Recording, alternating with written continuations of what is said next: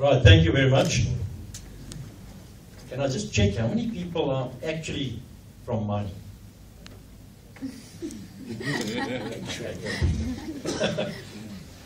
Okay, so the rest is just involved.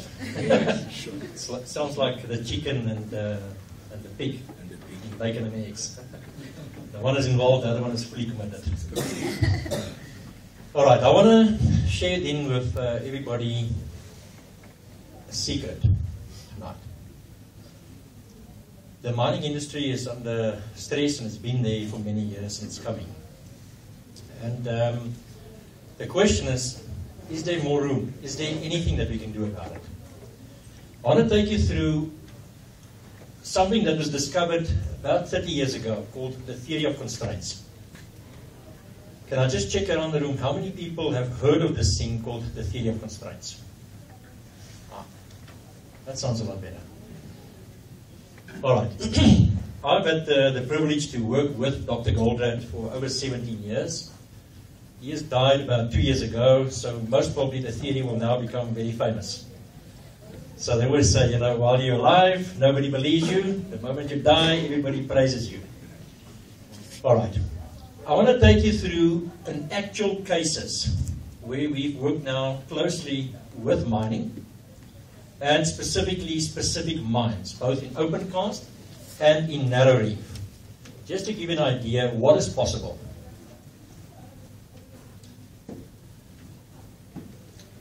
The first graph I want to show you is the output of an open cast mine per day. This is a very reputable company, coming with a very nice label. It's not a backyard mining operation. Very reputable. What would you say about that graph? Up and down. Up and down. Yeah, lots of variation. We can have a look at the average, which is the 30-day average. That's the black line, just moving along. And the question is, if this is a reputable, let's say, name sitting behind this mine, who has done Six Sigma, Lean, you name it, they've improved this. And still the output looks like that.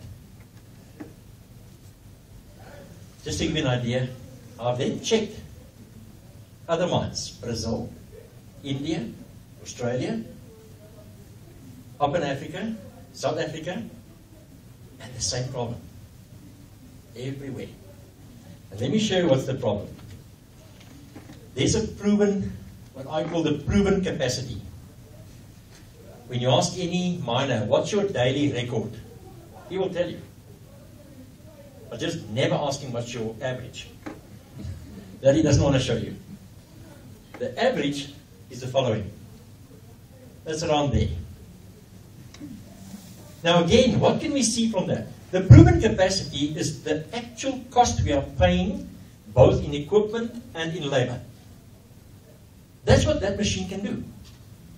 Yet the average is substantially lower. Now if I look at it, then you get the following. 60% is below the average and 40% above. That is relative to the proven capacity. So what I'm saying is the average of all the mines is sitting approximately at 60% of their proven capacity. I've checked this in, not just in mining, I went to hospitals, the occupation of theatres and beds, 62%. I then went to retail, and when you purchase your clothing, your shoes and everything, what is the probability that you'll get what you want? About 60% of the time. Why this 60% everywhere? Let me show you a narrow reef, which is underground. Proven capacity, average, very close to 60% again. I've checked so many places. It's so close to 60%, it's scary. What is going on here? It's everywhere. I couldn't find anybody saying, my average is sitting closer to 80% of that proven capacity, which is really when things are going well. What is going on? That means our productivity is actually very bad. 40% of our labor and equipment is standing idle most of the time. I went to one of the big mines. They do diamonds. And they just told me, well, our mines are definitely not like that. So they pulled out the data, and the guy said, damn, we had 63%. He says, but then we actually found one that was closer to 50%. That's even more concerning. I've tested this. It's something that is just there. Now, why is it there? Because we have got a specific way of believing how to manage a process. If you believe in the following, that if every worker and every machine is performing extremely efficient and is working hard, and you just drive that endlessly, you will only get from the process 60%. That's the driver behind it. Saying that if I get every person and every machine just to work efficient and as hard as possible, that belief will only give you 60%. You'll get the better managers, the mine managers, the better shop, the better Woolworths, the better hospitals, where they run maybe up to 65%. 70% is very rare. Now worldwide, there is sitting this. Everywhere I go, I get this 60%.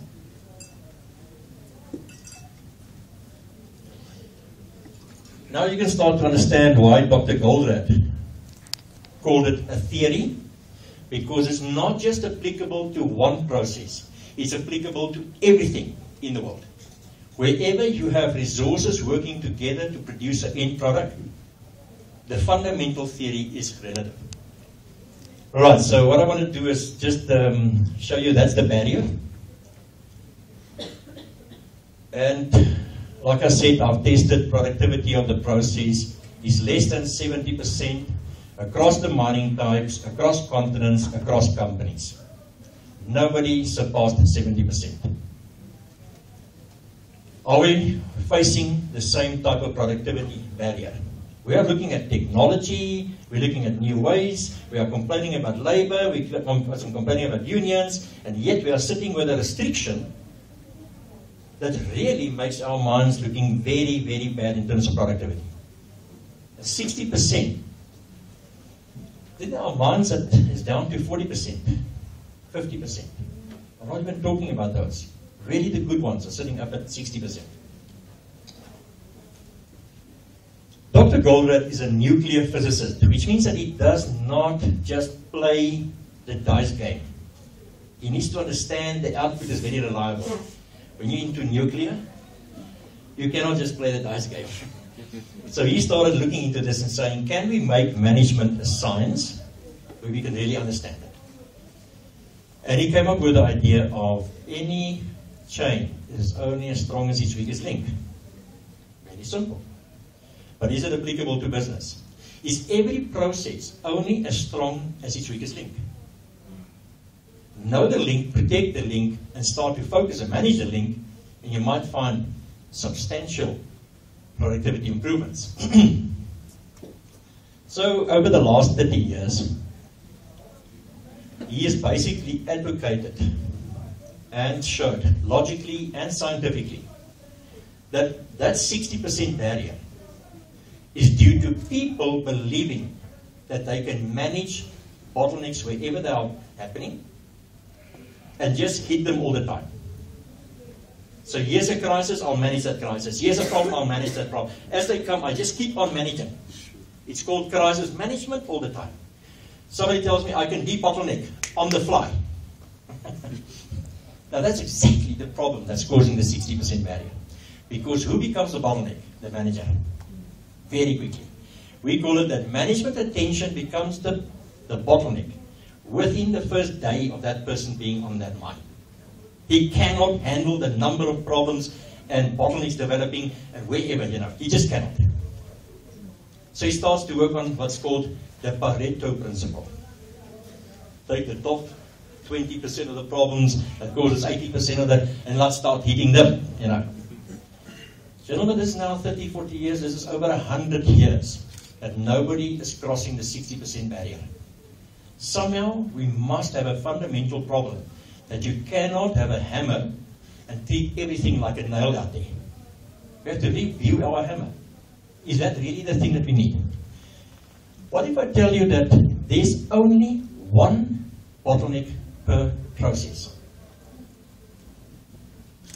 It's as simple as that. There's only one. If I tell any manager today, there's only one bottleneck per process. Find him, strengthen him, manage him very well. What will happen to your process?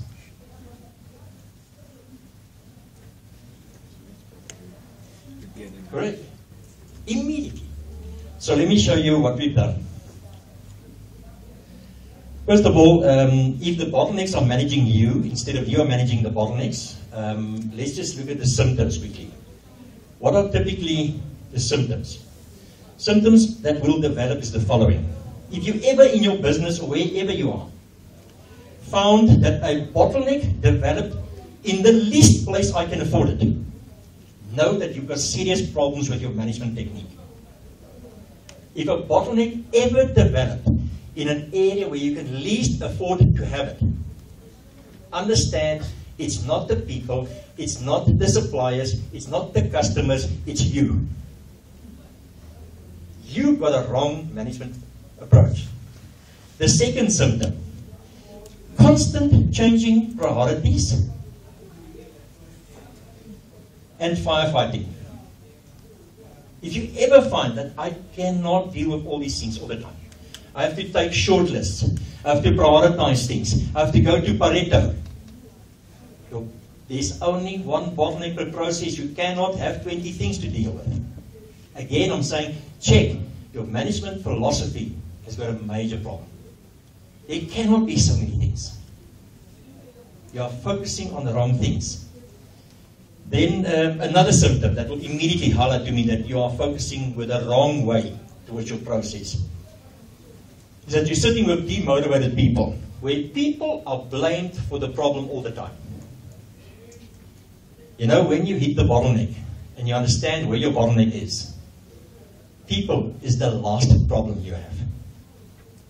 But when you don't know when your bottleneck is, and you're hitting everything, then the real problem for you is only people.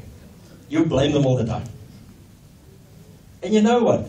We have noticed that very few people come to work thinking, how can I mess up my company today? Yet, so many people are blamed for messing up the company. I will highlight today a mine where the people has told me about 2 weeks ago they cannot afford to strike. They cannot afford to go sick. They cannot afford to go absent without permission. I asked them why. I said, the bonuses are just too good. And I'll explain a little bit why this happened. But of course, then another technique for me to check whether the management is focusing on the right things and their approach towards the process correct. I check their average output relative to their proven best. And I will not go to the extreme best. I will take something that is between us. Yes, that's what happened when no Murphy was there. Everything was perfect. Everybody was absent or was there. And the process worked well. That's for me the proven capacity. The last one is where I find that a manager committed to a target and is constantly falling short. If you know your bottleneck and you control your bottleneck, your target achievement is extremely reliable. If you go in and you show me unreliable target achievement, I know your entire approach is a major problem with it. It's not to renegotiate the targets continuously. Because that's where we end up. I found somebody said to me recently, management appoint a GM to improve. So actually we need to put some stretch targets. At the same time, The shareholders want this GM to deliver reliably on targets. In order to deliver reliably on targets, I need to set realistic targets. So on the one side, I want him to improve, which means stretch targets. The other side, I want some reliable targets. And I asked the shareholders, how do you come out of this thing? How do you set a target that's both stretched and reliable?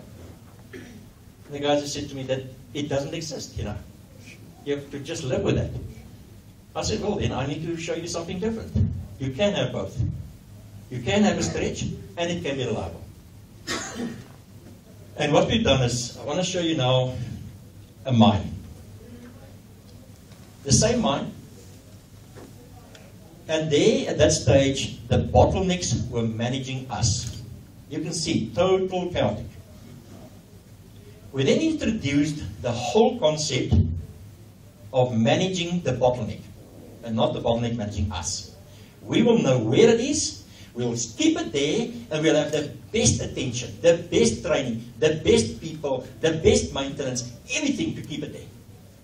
I don't play dice with the process. I need to be in control of it. So I need to control my bottleneck point. And the following happened. So there we introduced it, and immediately that process stabilized at a much higher level. And if you do the calculations, average to their best, much closer to 80%.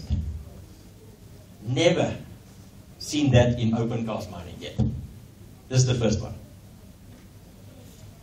So you can see clearly where that immediately stabilized. We didn't really push up the higher levels. We just got rid of a lot of the bottom stuff here. All right. This has happened to an underground mine. Same phenomena. That mine was sitting at 76%. They averaged to their best. And we introduced the way of managing the constraint. And in their case, the average jumped to their previous best. And I'll explain why underground mining, the improvements are even much bigger.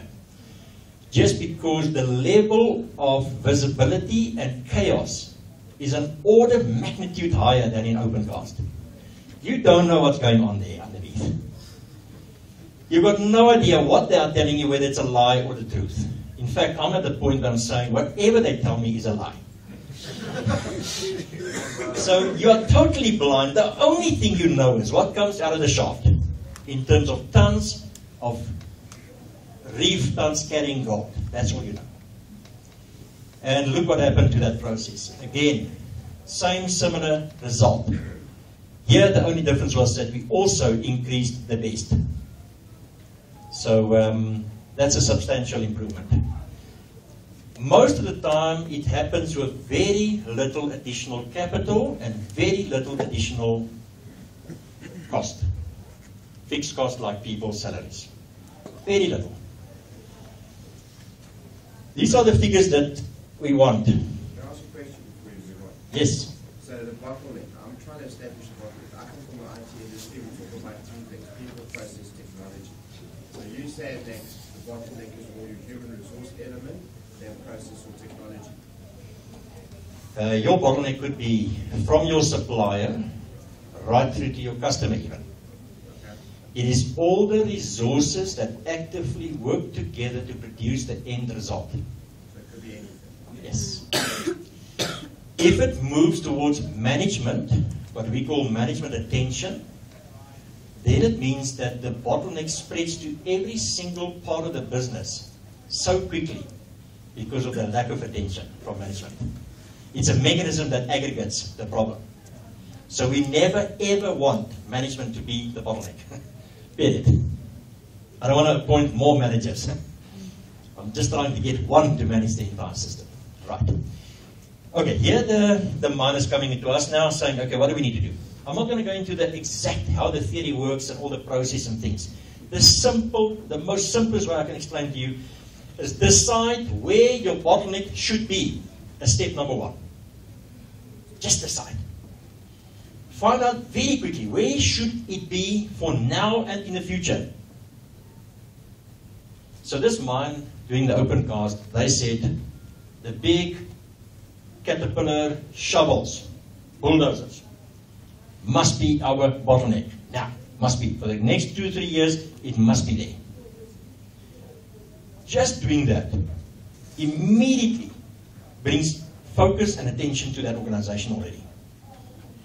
I walk in initially asking that mind, what is the bottleneck? What's the bottleneck? What's the bottleneck? What do you think? How many answers can I get? Too many. Which means that nobody is focusing on the same thing. So we just walked in and said, right, from now on, the bulldozers will be the bottleneck. The second question is, how do we keep it? How do we keep it to be the bulldozers and not run away somewhere else? The drills, or the blasting, or even the plant, washing the coal, or whatever. How do I make sure that only the bulldozers will remain the bottleneck? And that's the next step. You have to go into the planning, budgeting, and measuring. You have to plan for a certain percentage of that bottleneck. Never plan your targets on 80% of the bottleneck. Sorry, 100%. It can just never happen. So I check immediately targets down to 80% of the bulldozers. That's what they can do.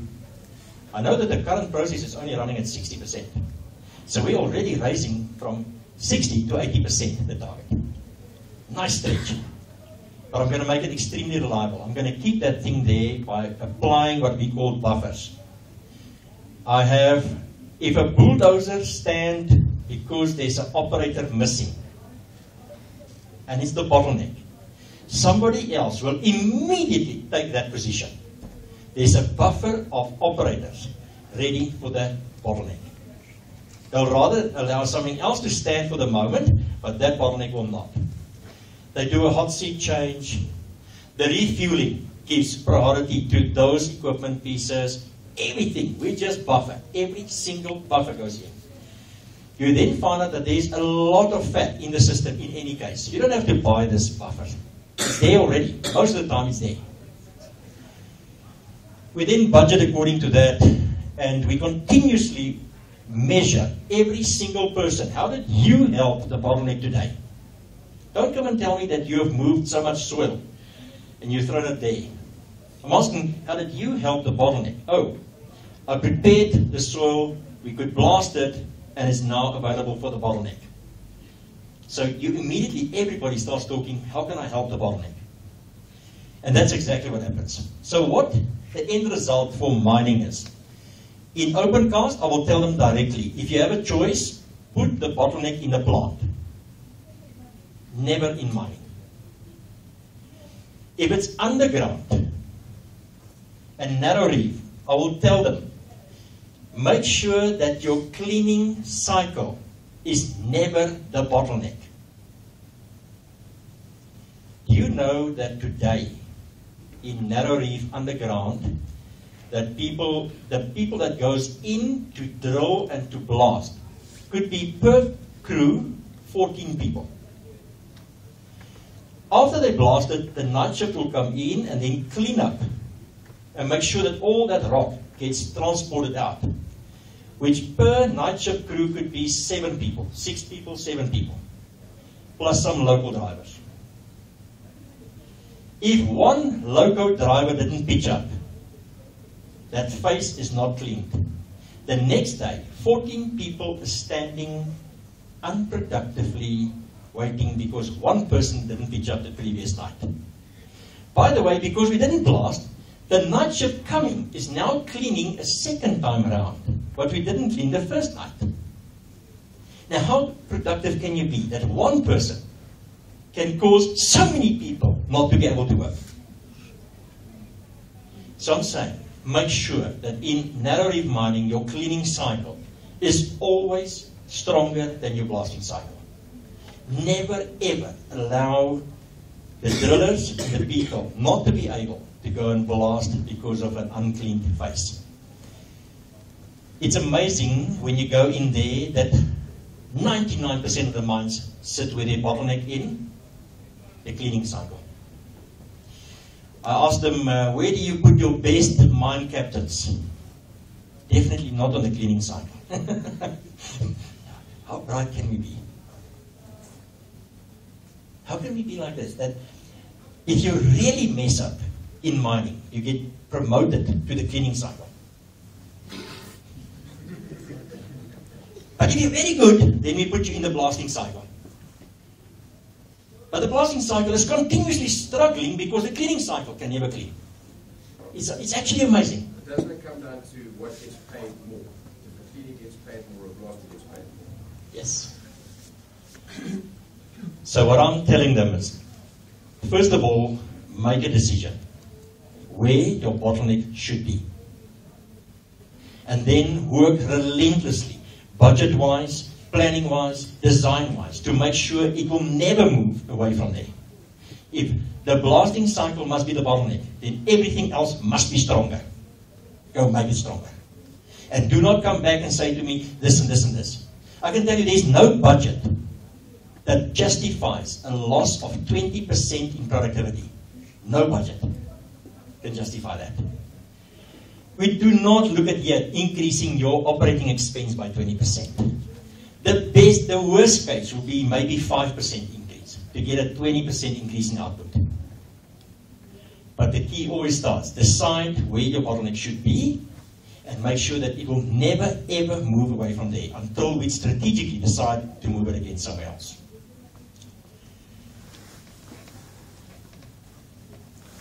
This is a productivity choice. You cannot, my father used to say, because he worked for the mines, he used to tell me that a miner, the definition of a miner is, you do not hit the iron while it is hot. You hit it until it is hot. So you do it by force. Now, by force will only get you to the 60%. And I'm requiring here more a logical decision from the top guys. Decide where your bottleneck should be. Once you make that decision, the rest is in history, you know.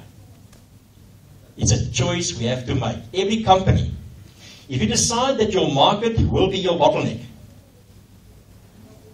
then you'll suffer from sales ongoing. If you decide that sales will not be my bottleneck, how will you approach your company? If you decide that for a hospital, the theatre should be the bottleneck. Why is the theatre waiting for the specialist, waiting for the patient, waiting for this, waiting for that? It's the most expensive piece of equipment in a hospital, that theatre, the ICU. It should never ever wait. 60% it is utilized today. It's scary. Same thing. So we need to make a decision, and once you make that decision, start to plan, design, and budget. Then start to measure. Measure your constraint rate, and how every single person operates towards that, helping that bottleneck. Whether you're a lawyer firm, your clients, you know. I always say a dentist, the buffer in front of the dentist, because the dentist is really the bottleneck. He's working there all the time. So the buffer is you sitting in the queue, waiting your turn, you know. They overbook. Why? Because it's worse for the dentist to have an open space. So let's rather overbook, you know. That's the best example how they decided what the bottleneck should be. And then they use the client to buffer that process. All right. That's from my side. Any questions? In the logistics, really there